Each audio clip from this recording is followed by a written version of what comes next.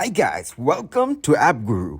In this video, I will show you how to know if someone blocked you on Instagram. In order to show you guys, I'll be using two different accounts and then block one from the other. As you can see, now I'm in the chat box of the other account. Now I'll go ahead and block this account. As you can see, this account is now blocked. Now I'll go back and switch my account. I'll go to the account that I just blocked. From here, I'll go to the chat box of my previous account. Now I'll send a message. As you can see, it's not being delivered. Now if I tap on their profile name on the top, as you can see, I have the option to follow. And then I'll go to their profile. Once you're here, you will not be able to follow them, and there will be no post available for you to see. So that's how you know if someone has blocked you on Instagram.